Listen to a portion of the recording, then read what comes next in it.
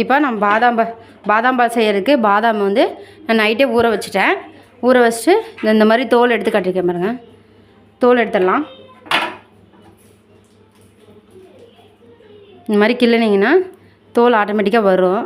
நைட்டே ஊற வச்சிட்டேன், அதனால் ஈஸியாக வந்துடும். உங்களுக்கு தோலோடு வேணுன்னா தோலோடு எடுத்துக்கோங்க. நான் தோல் போடல. ஊற வைக்காமல் அரைச்சோம்னா நம்ம அப்படியே அரைச்சி போடலாம், பொடியாக அரைச்சிக்கலாம். நான் ஊற வச்சிட்டேன். இதை எல்லாமே தொளிச்சிட்டு பார்க்கலாம். குழந்தைங்க தொல்லியோடு சாப்பிட விரும்பலைன்னா இந்த மாதிரி தொளிச்சு கொடுத்துட்டு ஊற வச்சு கொடுத்துட்டிங்கன்னா கூட சும்மா சாப்பிட்டுக்குவாங்க. நான் பால் ஊற்றி கொடுக்க போகிறேன். இப்போ காய்ச்சி கொடுக்க போகிறேன் பாதாம் பால். 10 பல் பாதாம் வந்து நான் இதில் போட்டிருக்கேன் பாருங்கள். தொளிச்சு போட்டேன். நீ சர்க்கரை போட்டுடலாம்.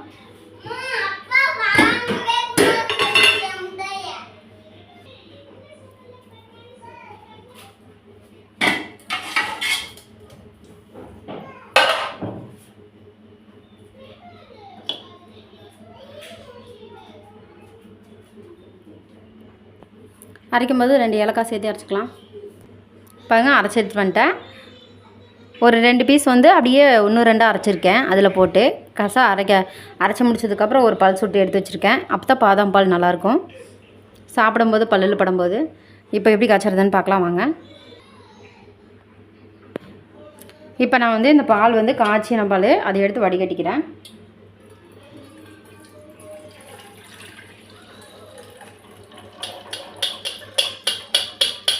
இது இப்போ என்ன பண்ணுவோம்னா இதுக்குள்ளேயே விட்டு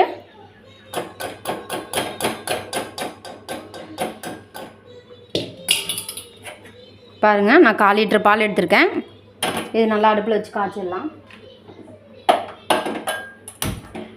இது முதல்ல வந்து காய்ச்சின பால் தான். இப்போ அது கூட வந்து நம்ம அரைச்சி வச்ச பாதாம் மிக்சர் ஊற்றிடலாம். இதுக்கு தேவையான அளவு கொஞ்சம் தண்ணி விட்டு கலந்து விட்டுலாம். அடுப்பு சிம்மில் தான் வச்சுக்கணும்.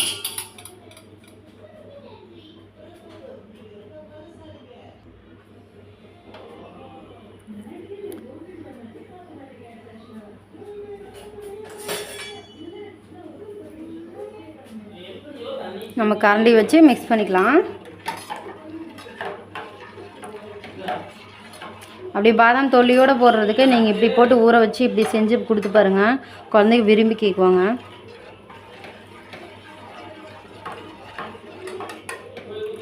பால் வந்து நல்லா ஒரு 3 கொதி வந்ததுனாவே ரெடி ஆயிரும்.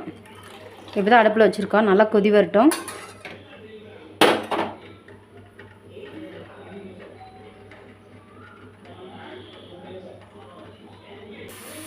பாருங்கள் எப்படி கொதி வருதுன்னு. அடுப்பு சிம்மில் வச்சுக்கலாம். ஏலக்காயெல்லாம் போட்டது பாருங்கள் எப்படி கலராக வருது.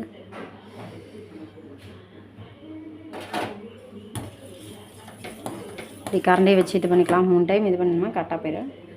மறுபடியும் இதில் ஸ்பின் வச்சிடலாம்.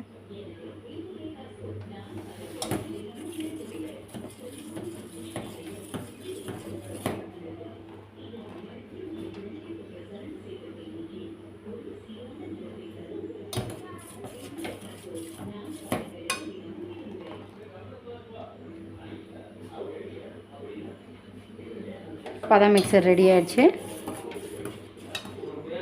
இது போல் செஞ்சு பார்த்துட்டு எப்படின்னு சொல்லி லைக் பண்ணுங்கள், ஷேர் பண்ணுங்கள், சப்ஸ்கிரைப் பண்ணுங்கள். கூடவே இருக்கிற பெல் பட்டனை கிளிக் பண்ணுங்கள்.